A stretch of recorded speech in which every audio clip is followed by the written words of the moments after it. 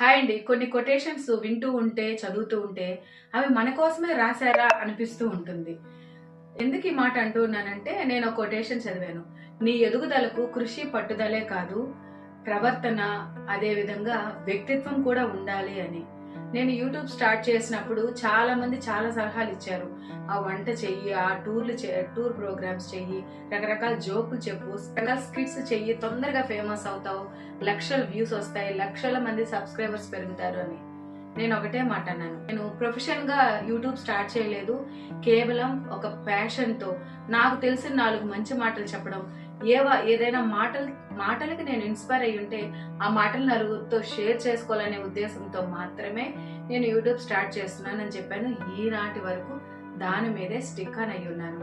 ఛానల్లో కేవలం నాకు సంబంధించినవి, నేను నా ఇంట్లో చేసేటటువంటి గార్డెనింగ్, దానివల్ల 10 మంది మొక్కలు పెంచడం అలవాటు చేసుకుంటే ప్రకృతి ఎంత అందంగా తయారవుతుందో కదా అని ఒక చిన్న ఆశతో గార్డెనింగ్ వీడియోస్ చేశాను. నాకు డివోషనల్ గా నేను ఏదైనా టెంపుల్స్కి వెళ్ళినప్పుడు ఆ టెంపుల్స్ కు సంబంధించిన వీడియోలు, ఆ గుడి యొక్క ప్రత్యేకత, ఆ భగవంతుని యొక్క శక్తిని గురించి మాత్రమే, అందులోనూ నేను తెలుసుకున్న విషయాన్ని మాత్రమే తెలియజేసే ప్రయత్నం చేశాను. అదే విధంగా ఎడ్యుకేషన్ బ్లాగ్స్ అయితే చేస్తూ ఉన్నాను.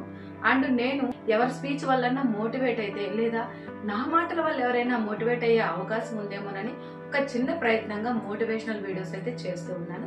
మధ్య మధ్యలో నేను నా బిడ్డల కోసం, నా పిల్లల కోసం ఏదైనా చిన్న ట్రిప్స్ కి వెళ్తే ఆ వీడియోస్ మాత్రమే. టోటల్ గా ఒక చిన్న ప్యాషన్ తో మాత్రమే నేను ఈ యూట్యూబ్ స్టార్ట్ చేశాను. పిల్లలు కూడా అంటూ ఉంటారు, 1000 మంది సబ్స్క్రైబర్స్ కూడా రారు మమ్మీ నీకని ఒక్కోసారి నన్ను వెనకంజు వేసేలా చేస్తూ ఉంటారు.